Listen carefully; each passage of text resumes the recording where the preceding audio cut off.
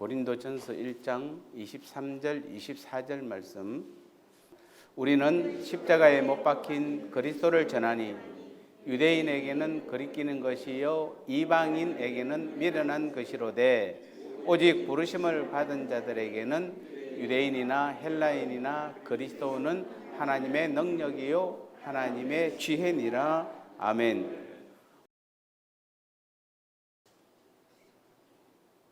자, 우리 오늘 제목이 뭡니까?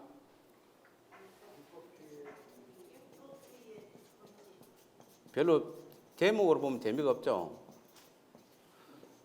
사실 우리가 율법이라면 이게 뭐 좋은 편안한 단어는 아니에요. 율법 하면은 잠오죠 벌써.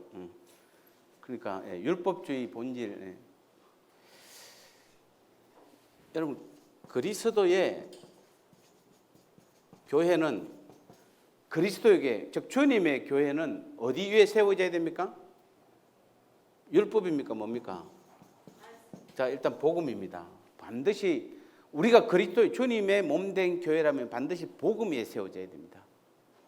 예, 그곳에 하나님의 은혜와 왜냐하면 복음에는 하나님의 은혜와 능력이 나타나기 때문에. 24절에 보면 오직 부르심을 입은 자들은 유대인이나 헬라인이나 그리스도는 하나님의 능력이요 하나님의 지혜니라. 그래서 우리가 이 그리스도의 교회, 즉 우리 예수님의 몸된 교회는 반드시 어디에 세워져야 된다? 복음 위에 세워져야 돼요. 복음 위에 세워져야 됩니다. 아멘. 제가 강조하는 이유가 있어요. 복음 위에 세워져야 되는데 많은 교회들이 다 뭐죠? 문제는 특히 율법주의 위에 교회를 세웠기 때문에 신앙생활을 거의 대부분 다 그렇게 하고 있습니다. 그러니까 뭐가 안 나타나죠? 실제로 우리는 은혜 하지만은 많은 사람들이 내가 생각하는 그 주님의 은혜, 나를 구원하신 주님의 은혜라면은 내가 무슨 처음부터 자격이 있고 조건이 되어서 정말 주님 앞에 잘 보여갖고 뭐가 예를 됐으면 모르겠지만 나는 아무것도 한 것이 없는데 어느 날 나를 택해서 하나님의 은혜로 나를 하나님 자녀 삼아줬다고 그러고 내 죄가 사함받았다고 그러고 내가 하나님의 자녀가 되었다고 그러고 내가 구원받았다고 그러니까 야 대단하다. 그리고는 그 다음부터는 별로? 이제 그 다음부터는 은혜가 맞나요? 처음에 주셨던 그 은혜에 비해서는 잘 못 느끼죠. 처음에 내가 예수 믿을 때 한 2, 3년은 정말 능력이 나타나고 막 그냥 대단했는데 지금은 여러분 시간이 지나면 지날수록 하나님의 능력이 거의 안 나타나죠. 그러니까 그런가 보다라고 하죠. 그냥 대부분은. 뭐 그래서 내가 이렇게 살다 보면은 뭐 어쨌든 뭐 내가 열심히 그냥 교회 잘 나오고 뭐 조금 어느 정도 맞춰주고 이러면은 뭐 그러다 보면 이제 죽으면 천국 가고 그러면 된다라고 생각하는데 정말 잘못된 신앙이에요. 그건 정말 하나님을 폄하하는 것이에요. 하나님의 능력을, 하나님의 은혜를 절대적으로 제한하는 것이에요. 자, 이게 우리는 먼저 깨어 있어야 돼요. 지금도 여전히 하나님은 은혜를 베푸시기를 원하세요. 아니, 부모가 자식에게 틈만 있으면, 할 수만 있으면 부모가 능력 있는 부모라면 자녀에게 뭡니까? 나를 낳아준 것도 부모의 그 10달 동안 배에 품고 낳아준 것도 부모님의 은혜지만은 그것만큼이나 자식이 태어나면 그 자녀를 위해서 자기 모든 것을 다 해주고 매일 매순간 그렇게 보면은 즐겁고 좋잖아요. 더 많은 걸 주고 싶고 그렇죠. 내 능력을 다 동원해서 해주고 싶잖아요. 근데 왜 우리는 지금 하나님의 자녀가 되는 그날 이후로는 왜 이렇게 갑자기 은혜도 능력도 안 나타나냐 말이죠. 왜 그랬습니까? 대부분 복음 안에 있으면 나타나요. 당연히 복음. 근데 복음을 벗어나서 어디로 나갔기 때문에 율법 안에 들어가 있기 때문에 안 되는 것이에요. 그래서 우리의 신앙은 철저하게 예수님의 십자가 복음 위에 세워지지 않으면은 하나님의 은혜는 기대할 수가 없는 것이에요. 모양은 있습니다. 대부분 다 뭡니까? 이게 신앙의, 특히 이제 우리가 신앙의 모양은 다 갖추어져 있어요. 근데 신앙의 모양은 있는데 거기에 성령의 통치와 어떤 임재 그런 것들이 거의 안 나타납니다. 당연히 모양밖에 없으니까 여기서 성령의 통치와 임재도 나타나지 않고, 또 가장 결정적으로 성령의 뭐가 안 나타난다 그러니까 열매죠. 자, 하나님께서 우리에게 원하는 것은 뭔데? 복음 안에서 뭐 하기를 원하는데? 성령의 열매를, 우리를 통치하고 우리를 다스리는 가장 큰 이유는 우리를 통하여 우리가 성령의 열매를 맺기를 원하세요. 그 성령의 열매 9가지 대표적인 게 뭡니까? 사랑, 희락, 화평, 자비, 양성, 충성, 온유, 절제, 인내. 자, 그러면 여러분이 사랑의 열매를 맺었습니까? 나는 사랑의 열매를 맺었어요. 한번 보여줘 봐요. 사랑의 열매. 희락, 화평, 자비, 양성, 충성, 온유, 절제, 인내. 아니면 아직 꽃입니까?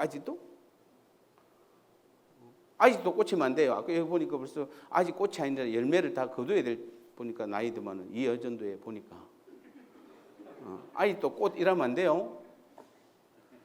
자, 우리는 하나님이 우리에게 우리가 하나님 우리를 자녀로 삼았으면은 우리를 통하여 하나님의 은혜와 하나님의 능력을 나타내서 우리로 하여금 끊임없는 성령의 통치와 임재를 통해서 우리 하여금 뭘 하게 하면 되는 거죠? 열매를 맺기를 원하세요. 근데 이 열매는 내 힘으로, 내 능력으로, 다시 말해 성령의 9가지 열매는 여러분이 맺고자 해서 맺을 수 있는 열매가 아니에요.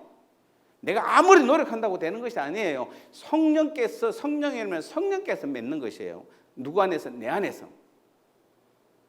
그래서 우리는 아무리 사랑하려고 해도 우리가 사랑한다고 그러면 세상적 사랑 외에는 더 이상 사랑할 것이 없어요. 그런데 성령의 열매, 사랑의 열매가 맺혀지면은 우리는 주님의 그 사랑을 할 수 있는 것이에요. 그래서 우리는 여기서 중요한 겁니다. 그래서 십자가 복음 위에 여러분 자신과 교회가 세워지기 위해서는 가장 먼저 해야 될 것이 바로 뭐냐면은 율법주의를 버려야 됩니다. 철저하게 버려야 돼요. 교회에서도 버려야 되고 여러분 삶 가운데서도 버려야 돼요. 율법주의를 버린다는 게 뭡니까? 좀 이따 할게요. 왜냐하면 율법주의 신앙은 율법주의는 복음의 모조품이기 때문에. 자, 이제 여기서 문제가 돼요. 율법주의는 뭐라고요? 복음의 모조품이에요. 그 모조품이면은 뭐죠? 담기는 똑 닮았어요. 야, 이 참 꽃 오래 가니까 한 달 동안 장로님, 권사님 지금 대결하는 것 같아요. 요거는 장로님들이 한 거, 요거는 권사님인데 누가 빨리 올해까지 버티나 지금 싸움하는 것 같아요. 내가 보니까 서로 지금. 예. 근데 요거보다 진짜 오래 가는 곳은 저 2층 계단 올라가는 데 보면 딱 거기 저는 그거 처음에 한 3주를 쏘갔어요. 그래서 아니 정말 쏘갔어요. 한 번씩 만질라다가 내가 말았어요, 진짜. 그런데 어느 날 가만히 보니까 그게 다 좋아하더라고. 진짜 그 생화처럼 만들었잖아요. 사실은 생화는 이제 이것도 다음 주 지나면은 또 그 말하면 또 시들지 모르겠는데 하여튼 시들면은 모양이 뭐죠? 이제 안 좋아요. 점점 안 좋아집니다. 근데 좋아하는 뭐죠? 모조품은 여전히 똑같이 좋아요. 정말 좋아요. 똑같이 좋아요. 여러분, 이게 지금 우리가 지금 쏟고 있는 신앙이 여기에 있는 것이에요. 복음주의가 아니라 복음 안에 십자가 복음 안에 있지 않으면은 율법주의인데, 율법주의는 복음의 모조품으로서 복음을 대적해요. 가만히 있으면 되는데 아니요, 복음을 대적해요. 율법주의는 십자가 복음에서 우리를 떨어뜨리기 위한 사단의 계략입니다. 그래서 율법주의 신앙에 빠지게 되면 우리는 하나님의 은혜에서 떨어지고 그리스도의 십자가는 우리와 상관없게 되는 것이에요. 이제 중요한 사실이죠. 십자가 때문에, 그리스도의 십자가 때문에 우리가 은혜 가운데 가고 그리스도의 십자가로 우리가 구원받았고 그리스도의 십자가로 우리가 영생을 얻었고 하나님의 자녀가 되었고 천국을 소유하게 되었고 천국 유업을 받게 되었고 주님과 한 몸을 되었고 하나가 되었고 예수님 보좌 우편에 다 지금 다 그게 뭘로 주어진 겁니까? 십자가 복음 안에서 우리에게 주어진 것들인데, 율법주의는 그것을 대적한다는 것은 뭡니까? 그래서 그 십자가 신앙에서 우리를 떨어지게 만들어요. 그래서 많은 사람들이 십자가 복음을 몰라요. 그러면서도 여전히 율법주의 신앙에 지금 들어가 있습니다. 율법주의 신앙이 그만큼 무서운 것입니다. 자, 만약에 제가 한번 예를 들어 볼게요. 그 예수님 시대에 살았던 바리새인들 한번 볼까요? 여러분, 예수님 시대에 있던 그 바리새인들, 그들의 특징이 뭡니까? 바리새인들의 특징은 뭐죠? 안식일을 누구보다 잘 지키고, 그 다음에 성경을 읽고 연구하고 잘하고, 그 다음에 시간을 정해서 기도하고, 그 다음에 금식하고, 그 다음에 올바른 행위,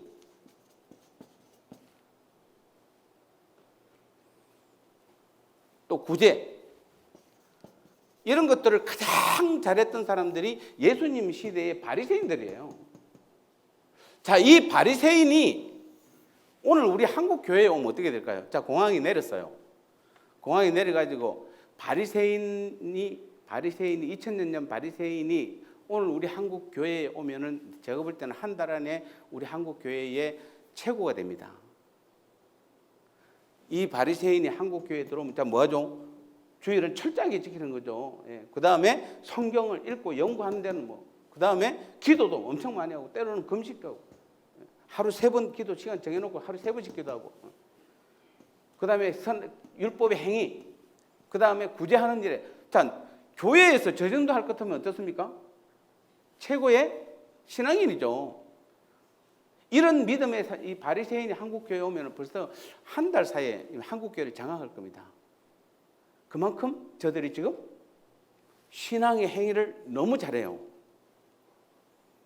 아마 빠른 시간 내에 한국교회의 중심 인물이 될 것입니다. 그런데 저런 바리새인을 예수님은 뭐라고 그랬죠? 회칠한 분들. 이런 바리새인들을 예수님은 심하게 질책했죠. 심하게 질책했습니다. 그리고 꾸짖었습니다. 아니, 말이 됩니까? 지금 안식일을 철저하게 지키고 성경을 읽고 연구하는 일에 온전히, 그리고 하루 3번씩 시간 정해놓고 기도하고. 지금 여러분 이슬람 종교 믿는 사람들 보면 어떻습니까? 방송하잖아요. 시간 되면 딱 사이렌 울리고, 그럼 그 시간에 다 멈추고 기도하잖아요. 그런 기도를 하루 3번씩 하고, 또 때로는 금식도 하고, 율법의 행위는 철저하게 지키고, 비가 와도 이들은 뛰지도 않고 그냥 걸어가잖아요. 거룩하게. 그 다음에 남을 구제하는 일에 철저해요.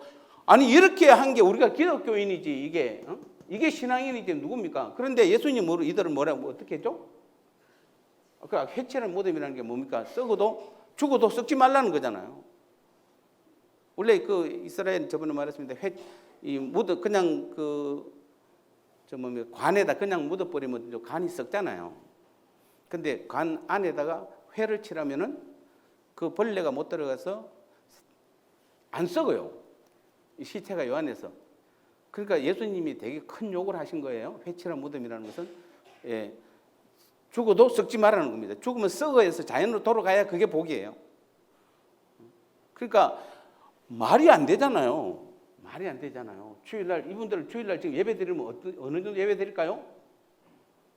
아마 2시에 예배 드리면은 1시부터 앉아가지고 거룩하게 앉아가지고 성경 보고 앉아있고, 그냥 누구 보면 누구 한 사람 새로 오면 그냥 보다가 그냥 눈으로 그냥 웃으면서 얼마나 친절하게 대할 것 같고, 찬양할 때는 또 얼마나 거룩하게 찬양할 것 같습니까? 설교할 때는 졸겠습니까? 감히 이분들이? 여러분도 안 좋은데 신기해요. 이 시간이 가장 좋을 시간인데 안 졸아요. 그런데 주님께서는 이런 바리새인들을 향해서 심한 질책과 꾸짖음을 했습니다. 지금 우리는 마치 예수님께서 뱉은 것은 뭐죠?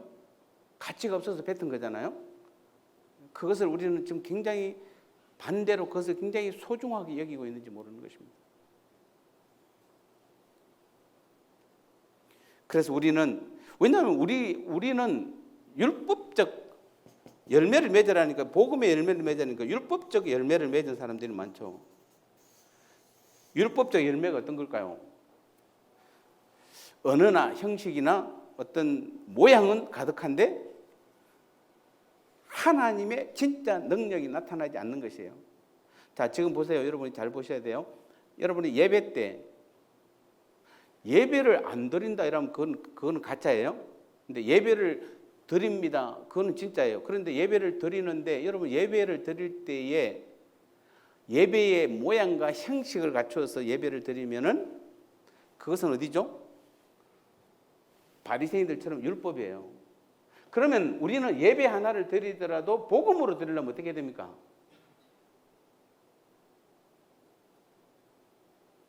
목사님 설교할 때 안 졸고 딱 쳐다보고 있는 겁니까? 여러분 보세요. 이거 지금 우리가 예배 하나만 보더라도 내가 형식을 잘 갖추어서 정말 좋은 옷을 입고 그냥 거룩하게 앉아 있어서 예배 끝날 때까지 절대로 다른 생각 안 하고 딱 앉아서 그냥 잘 예배 드리는 것이 예배의 본질이 아니라 그건 형식과 모양이에요. 예배의 본질은 예배를 통해서 하나님을 만나야 돼요. 주님과의 교제가 이루어져야 돼요. 기도도 마찬가지잖아요. 우리가 기도 말만 많이 하는 게 기도 아니잖아요. 앉아서 금식하고 막 그냥 나는 며칠 동안 금식하면서 기도해 뭐 그것도 중요할 수는 있습니다. 그러나 금식을 하든 어떻게 하든 여러분이 기도를 하더라도 기도 그 자체의 형식과 모양이 아니잖아요. 그건 율법이에요. 잘못하면은 그 기도를 통해서 누구를 만나야 됩니까?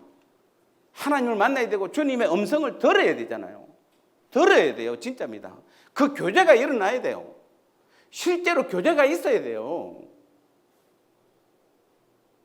왜 우리는 이거 당연한 신앙을 지금 가지고 지금 제가 이렇게 열을 내는지 모르겠어요. 하나님께서 우리에게 예배를 요구하실 때의 형식을 요구했나요? 아니에요. 우리는 앞으로도 마찬가지입니다만 여러분 그러니까 어떤 사람은 우리 한국 교회 한테 잘못 오해할 때 뭐라고 그랬습니까?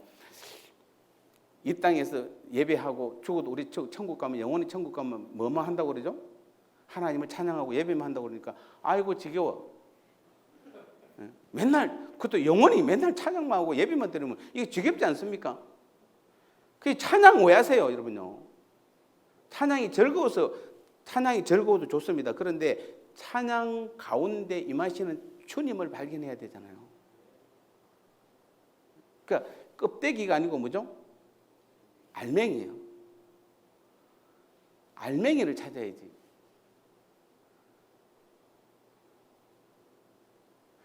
하나님 우리에게 요구한 게 이런 것들이잖아요. 껍데기 아니에요. 알맹이에요.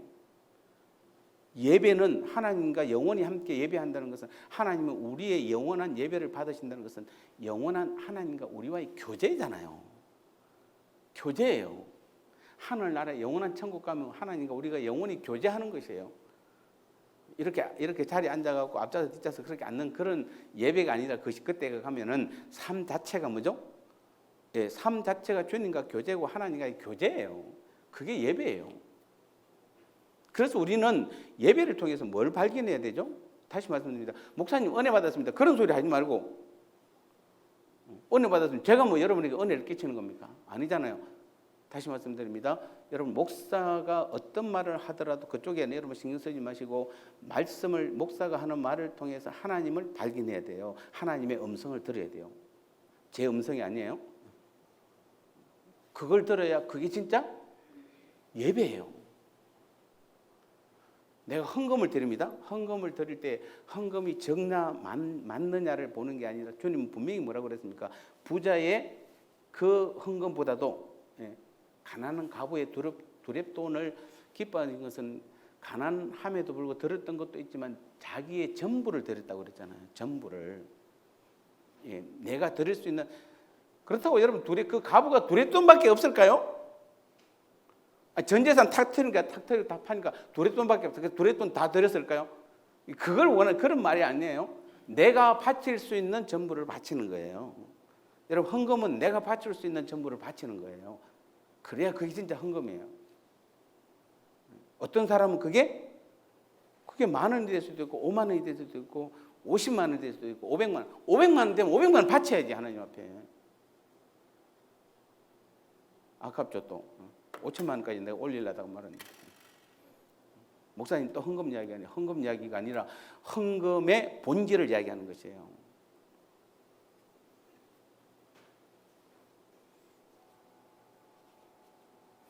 그렇지 않으니까 여러분 언어와 형식과 모양에 지금 율법주의에 있는 사람은 언어와 형식과 모양에 뭐만 가득합니까? 신앙적인 모습만 가득하지 실제로 하나님의 능력이 안 나타나잖아요. 근데 그러니까 하나님 주님과 동행하는 삶의 열매는 거의 나타나지 않고 거의 대부분 세상 사랑하는 것과 죄만 가득하잖아요. 여러분 아직도 세상 사랑하시죠? 예, 아직도 사랑하시죠? 지금 머릿속에 여러분 빨리 맞추고 지금 나가서 뭐부터 해야 되고 누구 만나야 되고 지금 빨리 예배가 빨리 맞춰야 돼요. 어쨌든 빨리 모든 것 순서는 일단 예배가 맞춰야 돼 빨리. 예배만 맞추면 내가 할 일이 얼마나 많은지 몰라.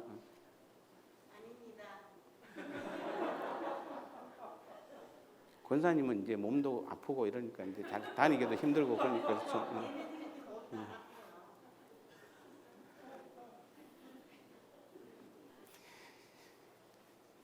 자, 이게 다 어디가 되냐면 우리는 이 가장 큰 원인이 뭐냐면은 이걸 뭐라고 표현해야 되는가? 그러니까 율법주의적 신앙이 좀 어려운 말로 율법주의적 이해로 가득 차서 그래요. 모든 신앙을 다 뭘로 해석한다? 나도 모르게 지금 다 율법적으로 해석하고 있는 것이에요. 이게 제가 처음에 한 달 전에 이런 거 할 때부터 거짓 신앙 체계라는 단어를 계속 썼잖아요. 그러니까 지금 우리가 왜 지금 이러냐면 거짓 신앙 체계 안에 있어서 그래요. 거짓 신앙 체계 안에 있으니까 그 율법의 신앙이 당연한 걸로 여기는 것이에요. 그러니까 니도 당연하고 나도 당연하고 앞뒤 다 당연하니까 우리끼리 다 당연한 거야. 이렇게 되는 거예요. 주님하고 상관없이 하나님과 아무 상관없이. 우리 세상적에서는 가능할지 모릅니다. 어차피 세상 것은 사람이 만들어가니까. 그러니까 니도 가능하면은 다 맞다 그러면 그거 맞는 거예요. 그런데 우리의 신앙은 하나님이잖아요. 우리 주님이세요. 우리가 100번, 1000번 우리끼리 맞다 해도 하나님이 아니다 그러면 그건 아닌 거예요. 그래서 우리는 이 근본 해결책, 이 율법주의적 신앙에서의 이 잘못된 이해에서의 해결책이 뭡니까?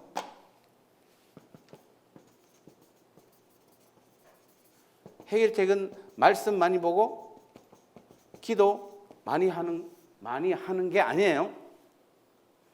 근본적인 해결책은 말씀 많이 보고 기도 많이 하고 헌신 많이 하는 게 아닙니다. 우리는 복음에 대한 율법적 이해를 버리고 답은 십자가 복음으로 나가야 돼요. 답은 십자가 복음으로 나가야 됩니다. 예, 다른 거 없어요. 지금 여러분이 뭔가를 막 그냥 말씀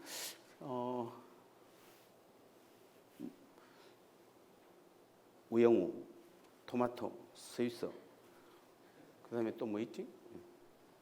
역삼역. 그 드라마에서 보니까 한 여자분이 나오는데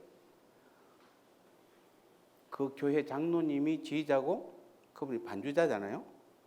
그래서 너무 이뻐서 장로님이 자기 아들하고 결혼을 시켰잖아요. 근데 하여튼 결혼식에서 해프닝이 있어가지고 나중에 보니까 드레스가 흘러내리는데 그 드레스 뒤에 보니까 뭐라고 생겨났습니까? 석가가 앉아있는 모습을 아예 물로 해놨다? 낙서를 해놓은 게 아니고 뭐라고 그러죠 그걸? 문신.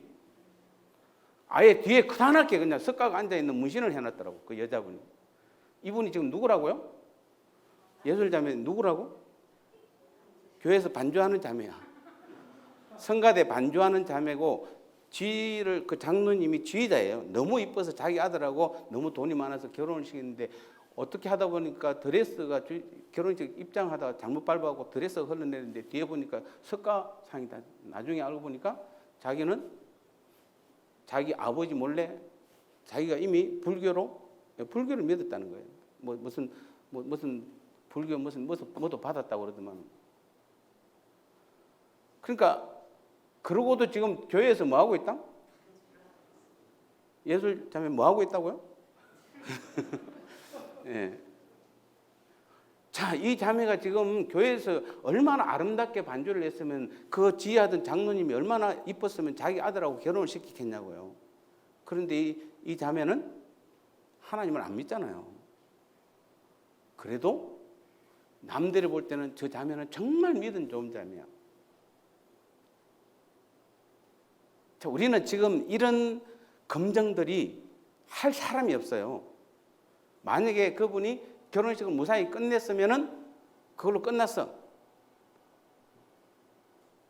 아무도 그 신앙에 대한 검증을 못 해요. 지금 우리 한국교회는 누가 누구를 검증할 수가 없어요. 오직 근데 하나님은 분명한 기준을 정해 주셨는데, 그래서 율법주의라는 개념을 우리는 잘 기억하셔야 돼요. 여러분, 율법주의 신앙의 대표적인 주자가 누구라고요? 바리새인들이죠. 저 바리새인들의 신앙은 어린 신앙일까요? 아니면은 더 성숙된 신앙일까요? 그 당시 이스라엘에서 어린 신앙이 아니죠. 그럼 지금으로 보면은 제일 바리새인일 가능성이 높은 사람들이 누굽니까? 예? 그 장로님이고 권사님이고 안수 집사님이에요. 일반 서리 집사나 성도들, 청년들이 아니에요. 이 바리새인은 그 당시에 이스라엘의 신앙을 이끌어가던 주체자들이에요. 근데 그들이 지금 뭐죠? 율법주의에 다 빠져 있는 것이에요. 그러니까 그게 옳은 걸로 다 알잖아요. 그 사회에서. 그게 다 옳은 신앙으로 알고 있는데 예수님은 그래서 그들을 철저히 뭐 한 겁니까? 질책하고 꾸짖은 것이에요. 예수님은 그걸 다 버렸어요. 그런데 2000년이 지난 지금 우리는 지금 뭡니까? 그걸 다시 주워와가지고 목사부터 장로부터 권사님, 안수 집사들이 먼저 다 율법적 행위를 다 하는 거예요. 교회 안에서. 그러니까 남들이 볼 때 새로운 신자들이나 서리 집사님들 볼 때는 그게 옳은 줄 아는 것이에요. 그러니까 하나님을 예배 때 하나님을 만나고 안 만나고 뭐 봉사로 와갖고 주님의 주신 힘으로 하고 안 하고 이런 건 아무 상관없어. 누구든지 와서 열심히 잘하고 하면은 저 사람은 믿음이 좋은가 이렇게 다 나오는 것이에요. 오늘 율법주의 본질을 하기 때문에 제가 조금 더 강하게 좀 합니다. 그래서 요한복음 8장 44절에서 예수님은 바리새인들을 누구의 아버지라고 말했을까요? 너희는 너희 아비 마귀에게서 났으니. 율법주의 신앙의 아비는 사탄이에요. 분명히 예수님은 너희는 너희 아비, 바리새인들 보고 하는 소리예요. 너희는 너희 아비 마귀에게 났으니. 율법주의의 배후에, 율법주의가 사탄이라는 게 아니에요, 여러분요. 그럼 여러분 금방 알죠? 금방 압니다. 율법주의가 사탄이면 금방 알지. 근데 율법주의의 배후에 사탄이 있는 것이에요. 쉽게 말하면 아버지가 아들을 내보내고 지금 뭐라고 그러니까 옛날에 그 무슨 어린 애들 바깥에 나가서 뭐 보러 오라고 그러고 앵벌이, 예. 그 앵벌이 개념으로 사단이 여러분 전면에 나서면 여러분 다 구별할 줄 알잖아요. 예, 구별할 줄 알아요. 교회 안에 좀 사단이 앞에 서 있으면 다 알죠. 근데 사단은 절대 앞에 안 서요. 뒤에 배경에 뒤에서 조종만 하지. 뒤에서 조종만 하는 거예요, 계속. 그러니까 율법주의의 배후에는 예수님 분명히 너희 아비 사단 마귀가 있다는 겁니다.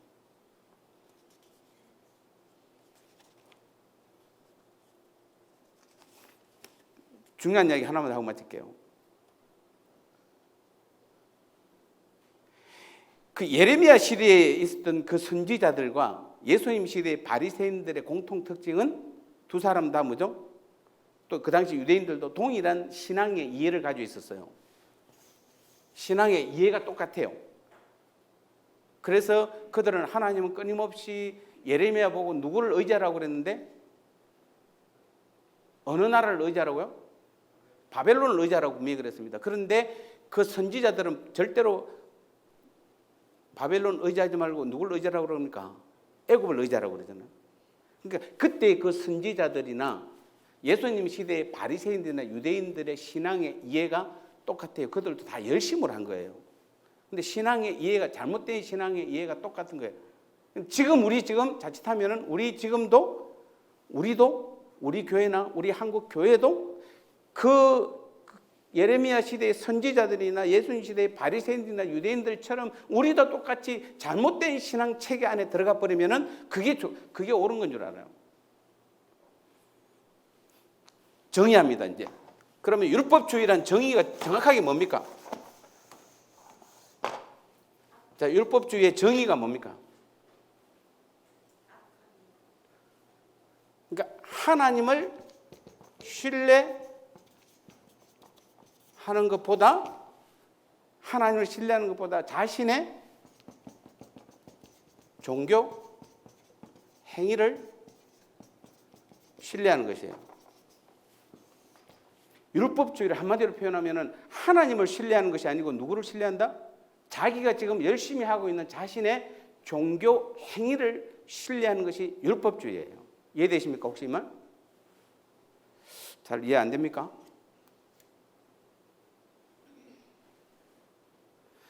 조금 더 나은 예수님 자신보다는 예수님에 대한 행위, 헌신, 예수님 자신보다는 예수님에 대한 헌신을 더 신뢰하는 것입니다. 그리고 마음보다는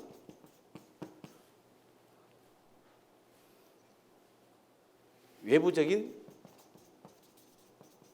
복종. 자, 이런 것들이 다 율법주의예요. 자, 여러분 자신 한번 비교해 보세요. 정리해 봅니다. 다시 이제 율법주의를 정리해 보면은 하나님을 신뢰하는 것보다는 자신의 종교 행위를 신뢰하는 것이에요. 예수님 자신보다는 예수님에 대한 자신의 헌신, 내가 얼마나 헌신했는지를 생각하는 것입니다. 그 다음에 마음보다는 내가 외부적인 복종, 마음 상태가 어떤 것보다는 무조건 복종을 잘하면 돼요. 속으로는 욕해도 뭐 한다? 복종을 잘하면 돼요. 교회에서 많이 지금 하죠. 우리가 지금 어쩔 수 없이. 그래서 인격체이신 성령님보다 규례와 규칙을 더 신뢰합니다. 즉 성령께서 내게 어떤 음성을 주셨는가 보다는 규례와 규칙을 잘 지키면 되는 것이에요. 그래서 우리는 주일 예배 11조, 성찬식, 세례, 성경이나 성경 공부, 기도 등 우리의 신앙의 모든 면이 율법주의의 도구가 될 수 있습니다. 자, 이러한 것들은 의식으로서의 상징이자 절대 실제 혹은 본질이 아닌 것이에요. 모든 것의 실제는 오직 누굽니까? 우리는 오직 예수. 우리의 신앙의 실제는 율법이 우리에게 진짜 해주고 싶은 역할은 뭡니까? 예수님께로 우리를 인도하는 역할이잖아요. 율법 자신이 자기가 뭔가 하면 안 돼요. 율법은 예수님께로 인도만 해주는 역할이지, 율법이 진짜 요구하는 것은 모든 죄, 우린 다 죄 때문에 죄인이다라고 말하고 그 죄를 해결받으려면 누구한테로 가라? 예수님께로 가라고 밀어주는 역할이 율법인데, 율법주의는 뭘로 바뀝니까? 완전히 형식으로 다 바꿔버린 거예요. 그런데 문제는 이 형식 가운데 신앙생활을 하면서도 그것이 옳다고 생각하는 것이에요. 이게 2700년 전, 2600년 전이네요. 2600년 전 예레미야 시대의 그 거짓 선지자들이나 2000년 전에 예수님 시대의 바리새인들이나 유대인들이나 지금 교회 안에서 어쩌면 교회를 이끌어간, 죄송합니다만 교회를 이끌어간 중진들의 모습이나 다를 게 하나도 없다는 것이에요. 그래서 여전히 똑같이 그 신앙 체계를 하면서 우리는 잘하고 있다고 생각하는 것이에요. 그게 예수님도 없어도 되고 하나님이 없어도 돼요. 만약에 제가 예솔이가 덩어리에 만약에 지금 석가상을 문신을 새기면 저는 알아요. 우리는 알아야지. 반주 못하게 해야지, 여러분. 여러분이 자신이 지금 율법 안에 있는지 없는지를 잘 보셔야 돼요. 그래서 골로새서 2장 16, 17절에 보면 그러므로 먹고 마시는 것과 절기나 월삭이나 안식일을 인하여 누구든지 너희를 편론하지 못하게 하라. 이것들은 장래 일의 그림자이니 몸은 그리스도인이다. 이해되십니까? 우리가 예배 드리고 먹고 마시고 절기, 월삭, 안식일 뭐 이런 거 이거 다 포함돼요. 이런 것들은 조금 더 심하게 말씀드릴게요.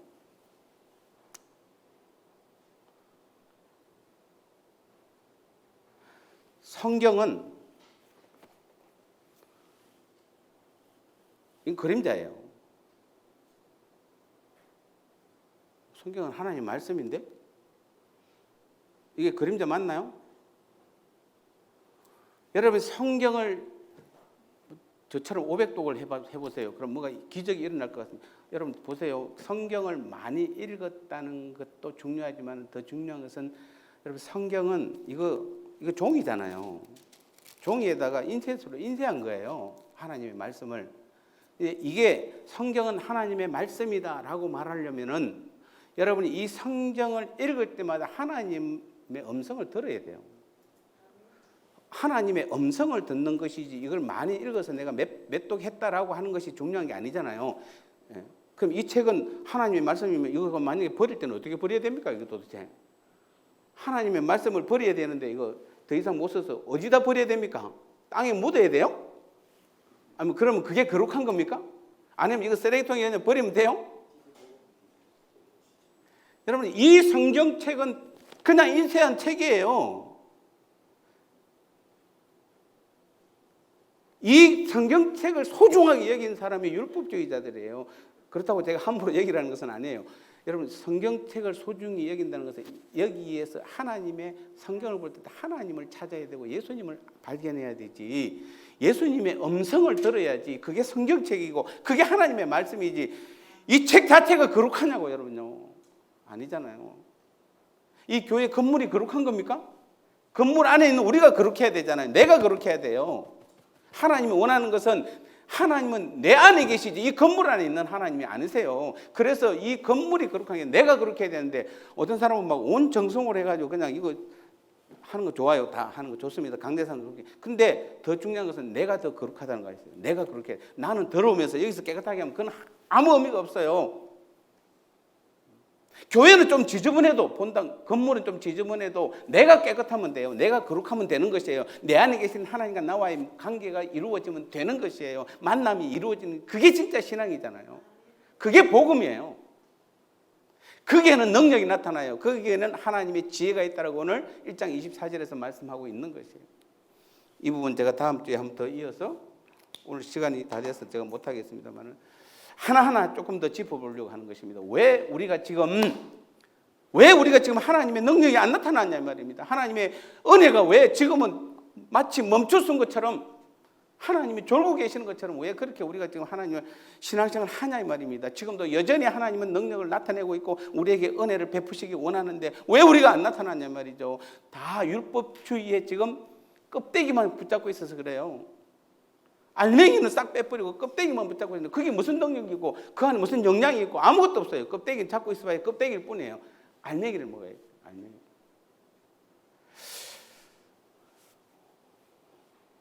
율법주의 본질에 대해서 하고 있습니다. 그래서 오늘 다시 한번 우리는 다른 거 아닙니다. 지금 우리가 해야 될 것은 그래서 무슨 기도 많이 하고 뭐 성경 많이 이런 게 아니라 십자가 복음만으로 들어가야 돼요. 십자가 복음만. 그게 해결책이에요. 우리 같이 간절한 마음으로 한 2, 3분 동안만 기도하겠습니다. 주님, 지금까지 내가 돌아보니까 나도 율법주의의 대표주자였었습니다.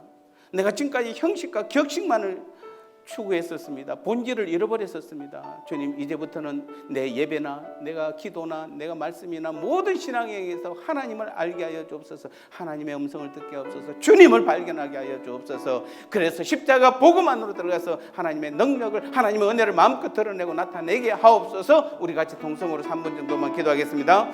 하나님 아버지 감사합니다. 그렇습니다. 아버지 하나님, 지금까지 열심히 한다고 했지만은 왜 내게 하나님의 은혜가 안 나타나고 하나님의 지혜와 능력이 안 나타나는지를 이제는 깨달았습니다.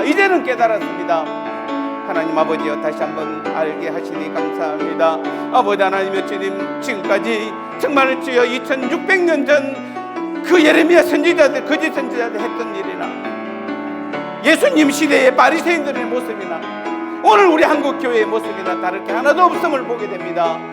하나님 아버지여, 다시 한번 깨닫게 하여 주옵소서. 그래서 온전히 주께로 돌아가게 하여 주옵소서. 십자가 복음 안으로 나아가게 하여 주옵소서. 알맹이만 주의 껍질이 아니라 알맹이를 찾게 하여 주시옵고 모든 것은 오직 모든 일 하나하나에 예수님을 알게 하여 주옵소서. 예수님을 발견하게 하여 주옵소서. 예수님의 음성을 듣게 하여 주셔서 그 예수님으로 하여금 우리의 삶 가운데서 능력이 나타나는 그 믿음을 삶을 살게 하여 주옵소서.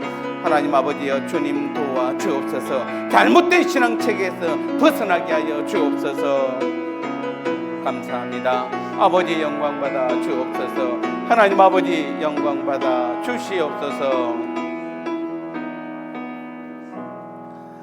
하나님 아버지, 그렇습니다. 우리가 돌아보니 우리는 열심히 한다고 나름대로 열심히 했는데 그 자체가 거짓된 잘못 신앙 체계 안에서는 잘못돼도 잘못된 것을 깨닫지 못했는데, 다시 한번 2600년 전 그 거짓 선지자들이나 2000년 전 바리새인들이나 지금 우리 한국교회의 아버지 하나님의 우리의 모습이나 별반 다를 것이 없다는 것은 여전히 우리는 알맹이이신 우리 주님, 우리 하나님을 놓치고 모든 것이 형식과 격식에 얽매여서 그것들을 껍질을 우리가 추구하고 그것을 신앙이라고 붙잡았던 우리의 모습 때문에 우리 가운데서 하나님의 은혜가 나타나지 않습니다. 능력이 나타나지 않습니다. 하나님의 지혜가 임하지 않았었습니다.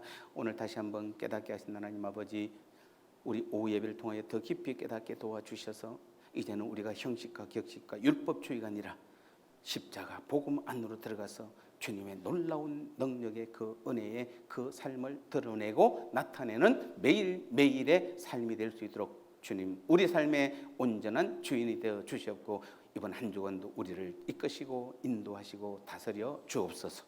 예수님 거룩하신 이름으로 간절히 기도드리옵나이다. 아멘.